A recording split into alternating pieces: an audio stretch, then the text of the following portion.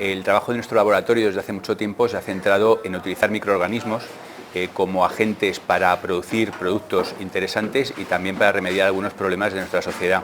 Y en los últimos años ha aparecido un nuevo campo, que es la biología sintética, que permite dar una vuelta de tuerca todavía más fuerte a la posibilidad que tenemos de programar a estos microorganismos para nuestros propios propósitos, no solamente para que ellos hagan su agenda natural, digamos, sino para utilizarlos con estos proyectos y estas utilidades biotecnológicas. La biología de sistemas y la otra cara de la moneda, que es la biología sintética, es una forma de mirar a los sistemas naturales, a los objetos biológicos, a los microorganismos y a otras entidades naturales a través de los ojos de la ingeniería. Entonces, de la misma manera que un aerobús está descompuesto, se puede descomponer en un conjunto muy grande de partes que se pueden recomponer y quizás hacer otros objetos distintos, en los sistemas biológicos sucede lo mismo. Podemos empezar con un sistema natural, podemos despiezarlo en sus componentes y luego con la ingeniería genética y con la biología de sistemas y la biología sintética podemos reconectarlos y hacer otras cosas distintas a los que fue su funcionalidad inicial. Una de las cosas más interesantes que hay ahora mismo en biología sintética es la posibilidad de programar a las bacterias para producir compuestos con actividad farmacológica y moléculas de muy alto valor añadido, hormonas, productos farmacéuticos muy caros, programando a las bacterias para que lo hagan en vez de dejar que lo haga en su sistema natural. Podemos abaratar tremendamente estos compuestos y hacerlos llegar a un público que antes no podía pagarlos. Por otra parte, los microorganismos se pueden programar para hacer nuevos materiales bioplásticos, productos que nos van a proporcionar nuevas formas de hacer tejidos, de construir cosas. Entonces, estamos pasando de un tipo de sociedad basada en el petróleo y basada en la química dura, por decirlo así, a un mundo que está ya naciendo en el que la economía y la sociedad se basará sobre todo en la biología y en la capacidad que tengamos de explotar el conocimiento biológico para estas aplicaciones. La biología sintética y la biología de sistemas son disciplinas que están naciendo y cuando algo está naciendo lo más importante no es tanto el músculo sino como el talento. Y afortunadamente pues en nuestro país nos sobra talento y estamos en un momento bueno para posicionarnos dentro de lo que va a ser la biotecnología basada en la biología sintética del futuro. Pero tenemos que agarrar el tren ahora.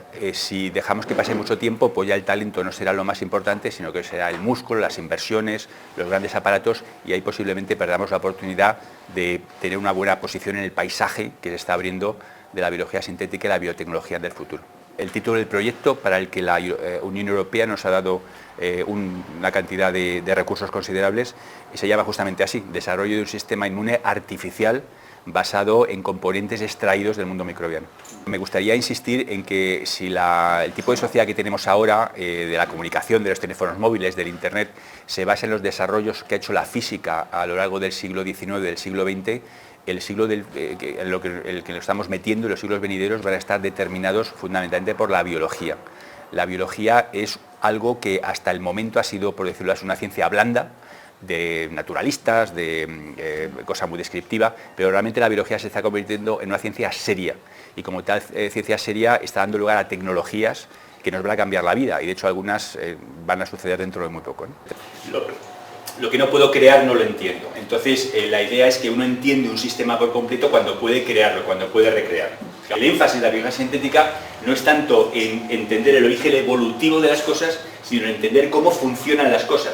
Y me da igual de dónde vengan, solamente quiero entenderlas porque si las entendemos, las podemos a lo mejor rehacer y conseguir que hagan cosas distintas. Con las partes que obtenemos de un sistema biológico existente, las reconectamos de otra forma distinta y hacemos algo distinto, que no es lo que hace la naturaleza, sino hace otra cosa distinta. Y de hecho es muy posible, y eso os voy a contar dentro de un rato, que estos objetos nunca han sido inventados, por decirlo así, en la naturaleza. La evolución no los ha inventado, la evolución nunca ha pasado por ahí, pero sin embargo podemos hacerlo de forma deliberada si adoptamos conceptos que vienen de la ingeniería pura y dura. Partimos de proteínas y los genes, que son lo más básico, reacciones bioquímicas, las rutas, las células, y al final tenemos un sistema biológico completo. Entonces, eso nos permite el ir más allá de lo que ha hecho la biología.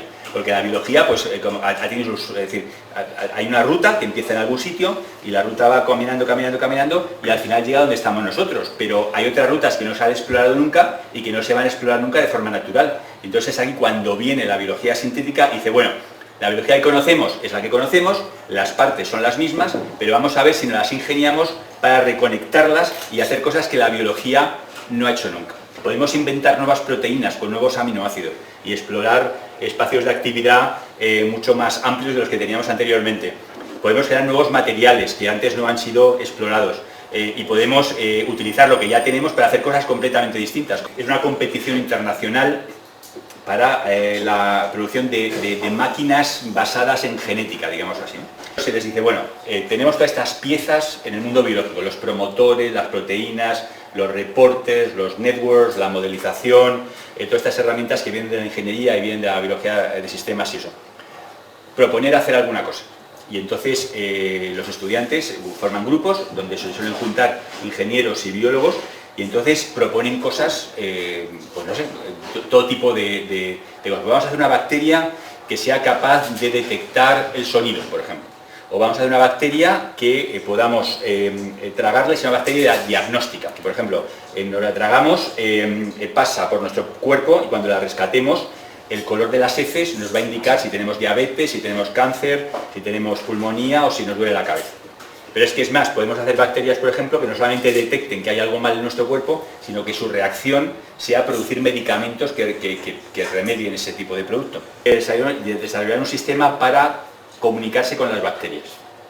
Hablar a las bacterias y que las bacterias te contestaran.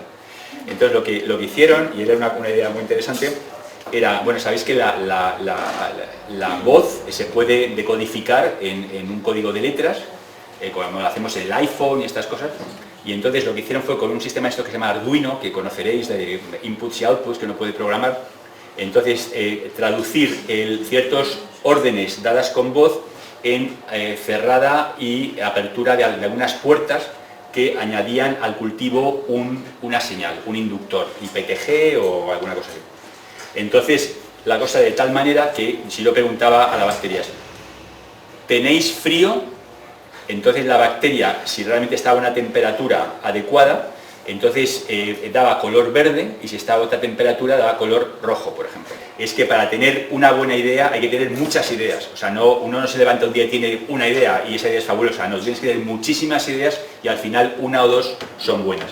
Entonces, la idea de la biología sintética, del IEN, de toda esta celebración de la creatividad, es vamos a generar un montón de creatividad sabiendo que el 99% irá a la basura, pero el otro 1% que salga de la creatividad va a ser algo realmente extraordinario. Que hay que celebrar la creatividad y animar a la gente a que sea creativo y no castigarlo en absoluto, sino todo lo contrario. Y si el coste de esa creatividad es que de vez en cuando digamos alguna tontería, pues así sea. Pero lo importante es que ese otro 1% pues sea interesante y dé lugar a otras cosas distintas a las que conocemos ahora mismo.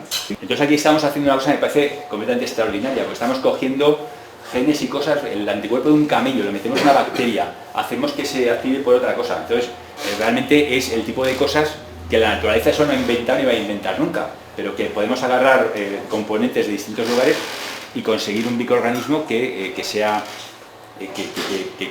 haga lo que nosotros queremos. En España yo nunca he visto hablar a un ingeniero eléctrico con un biólogo, o muy raro, ¿no?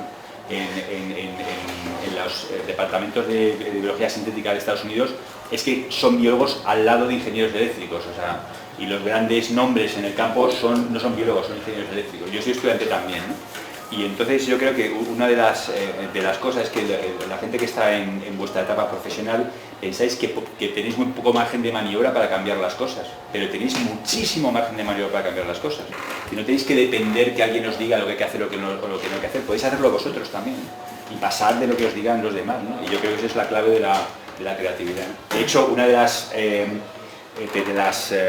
ambiciones también de la biología sintética es el movimiento este que se llama el do-it-yourself biology, ¿no? Es decir, la idea de que de la misma manera que antes la computación solamente la hacía IBM y que uno no podía hacer nada en casa, entonces la biología a lo mejor la podemos acabar haciendo en nuestra propia casa, ¿no? Entonces podemos a lo mejor fabricar nuestras propias bacterias para hacer cualquier cosa o lo que sea.